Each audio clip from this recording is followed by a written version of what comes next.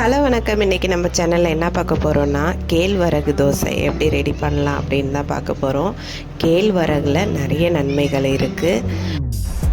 டயட்டில் இருக்கிறவங்கெல்லாம் இதை மாதிரி ராகி தோசை, ராகி இட்லிலாம் எடுத்துக்கலாம். இதனால் உடம்பு குறையும். அதே மாதிரி சுகர் உள்ளவங்கலாம் இதை டெய்லி நம்ம உணவில் பயன்படுத்தலாம்.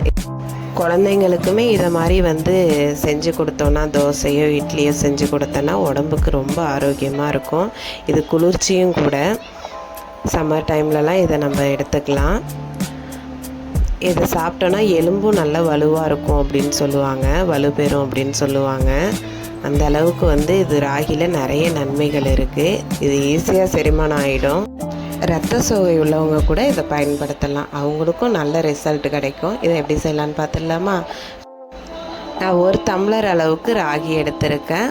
அதே டம்ளரால் 1 டம்ளர் அளவுக்கு இட்லி அரிசி எடுத்திருக்கேன்.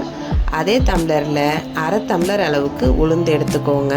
1 ஸ்பூன் அளவுக்கு வெந்தயம். இதுக்கு கரெக்டாக இருக்கும். இந்த அளவு மாற்றாதீங்க. இந்த அளவுலேயே செஞ்சிங்கன்னா தோசை நல்லா கிறிஸ்பியாக சூப்பராக இருக்கும். இட்லியும் நல்லாயிருக்கும். இதே அளவில் பயன்படுத்தி செஞ்சோன்னா இதை ஒரு 4லேருந்து 5 வாட்டி நல்லா கழுவிட்டு அதுக்கப்புறம் தான் நம்ம ஊற வைக்கணும். ராகியில் நிறைய தூசுகள்லாம் இருக்கும். அதனால் நல்லா அதை க்ளீன் பண்ணிடணும். அதுக்கப்புறம் நம்ம ஊற வச்ச தண்ணியிலேயே அப்படியே நம்ம சேர்த்து அரைச்சிட வேண்டியதான். அதுக்கப்புறம் நம்ம அதை வாஷ் பண்ண தேவையில்லை. வேணும்னா ஒரு வாட்டி வாஷ் பண்ணிக்கலாம். இப்போ பாருங்கள், நல்லா இந்த அளவுக்கு நல்லா பளிச்சுன்னு தெரியணும். அந்த அளவுக்கு அதை நம்ம கழுவி எடுத்துடணும். இதுக்கப்புறம் நம்ம அதை ஊற வச்சிட வேண்டியதான். இது 4லேருந்து 5 மணி நேரம் நல்லா ஊறணும். ஒரு 2 மணி நேரத்துலேயே 3 மணி நேரத்துலேயே இதை அரைச்சிடக்கூடாது.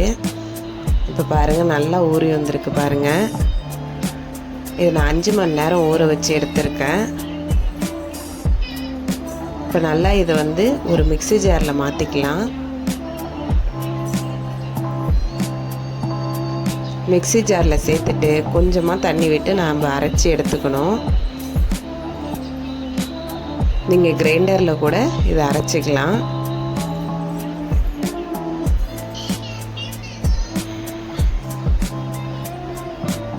நல்லா இந்த அளவுக்கு நல்லா நைஸாக அரைச்சி எடுத்துக்கணும். ராகி சேர்த்துருக்கிறதுனால கொஞ்சம் திப்பியாக நம்ம அரைச்சிடக்கூடாது. நல்லா கொஞ்சம் நைஸாக அரைச்சி எடுத்துக்கணும். இதை அப்படியே ஒரு குண்டானுக்கு மாற்றிடலாம்.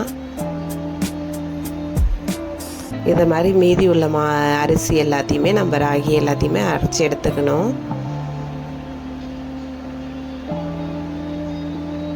இதை செய்கிறது ரொம்ப ஈஸி தான். நம்ம நார்மலாக இட்லி மாவு ரெடி பண்ணுறதை விட இது ரொம்ப ஈஸி.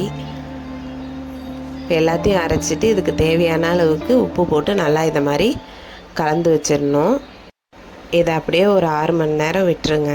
அதுக்கப்புறம் ஓப்பன் பண்ணி பார்த்தோன்னு வச்சிங்களேன், நல்லா அப்படியே உப்பிக்கிட்டு இருக்கும். மேலே ஒரு மாதிரி ஒரு கலரில் இருக்கும். அந்த ராகி இருக்குது இல்லையா, அந்த கலரில் இருக்கிற மாதிரி இருக்கும். அதுதான் கரெக்டான பக்குவம். அப்போ தான் நம்ம அது புளிச்சு வந்திருக்கா அப்படிங்கிறது நமக்கு தெரியும். ராகி மாவு ரெடி பண்ணுறது ரொம்ப ஈஸி தான். ஆனால் அது ஊறுறதுக்கு தான் கொஞ்சம் டைம் எடுக்குமே தவிர இது ரெடி ஆகிறது டக்குன்னு ரெடி ஆகிடும். உடம்புக்கும் ரொம்ப ஆரோக்கியம். இப்போ பாருங்கள், இது ஒரு 6 மணி நேரம் கழித்து நான் ஓப்பன் பண்ணுறேன். மேலே ஒரு கலரும் அடியில் ஒரு கலரும் இருக்குது பாருங்கள். அவ்வளோதான், சூப்பரான ராகி மாவு ரெடி ஆகிடுச்சு. இதில் இட்லியோ தோசையோ நம்ம செஞ்சுக்க வேண்டியதான். இட்லியை விட தோசை சூப்பராக இருக்கும் சாப்பிட்றதுக்கு. பசங்களுக்கு கூட நீங்கள் கொடுத்தீங்கன்னா விரும்பி சாப்பிடுவாங்க. சின்ன பசங்களாக இருந்தாங்கன்னா இட்லி கூட நம்ம செஞ்சு கொடுக்கலாம். கொஞ்சம் பெரிய பசங்க தோசைலாம் சாப்பிடுவாங்க அப்படிங்கிறவங்களுக்குலாம் இந்த மாதிரி ட்ரை பண்ணி பாருங்கள். இந்த பாருங்கள், நான் தோசை தான் இன்றைக்கி செய்கிறேன். அழகாக நல்லா சாஃப்டாக இருக்கும் தோசையும். இந்த கேழ்வரகோட நம்ம எண்ணெய் ஊற்றி செய்யாமல் கொஞ்சம் நெய் ஊற்றி செஞ்சோன்னா இன்னும் டேஸ்ட் அதிகமாக இருக்கும் தோசைக்கெலாம். கண்டிப்பாக நீங்களும் ட்ரை பண்ணி பாருங்கள். பசங்களுக்கெல்லாம் கொடுத்தீங்கன்னா அவங்களுக்கும் உடம்பு ரொம்ப ஆரோக்கியமாக இருக்கும். இதை மாதிரி கண்டிப்பாக கொடுங்க செஞ்சு. அவங்களும் கொஞ்சம் விரும்பி சாப்பிட ஆரம்பிப்பாங்க. எங்கள் வீட்டு குட்டி பசங்களுக்கு நாங்கள் இதை தான் கொடுத்துட்ருக்கோம். நீங்களும் இதை மாதிரி ட்ரை பண்ணி பாருங்கள். வீடியோ பிடிச்சிருந்ததுன்னா லைக் பண்ணுங்கள், ஷேர் பண்ணுங்கள், மறக்காமல் நம்ம சேனலை சப்ஸ்கிரைப் பண்ணுங்கள். இதை மாதிரி டெய்லி ஒரு வீடியோஸ் நம்ம சேனலில் வரும், சப்போர்ட் பண்ணுங்கள். நிறைய பேர் வீடியோ பார்க்குறீங்க ஆனால் சப்ஸ்கிரைப் பண்ண மாட்டீங்க. நம்ம சேனலை சப்ஸ்கிரைப் பண்ணுங்கள். நம்ம சேனலில் நிறைய வீடியோஸ் போட்டிருக்கேன், செக் பண்ணி பாருங்கள். இதை மாதிரி நீங்களும் ட்ரை பண்ணி பாருங்கள். ராகிலாம் உடம்புக்கு ரொம்ப நல்லது. அவ்வளோதான் ஃப்ரெண்ட்ஸ், தேங்க்யூ.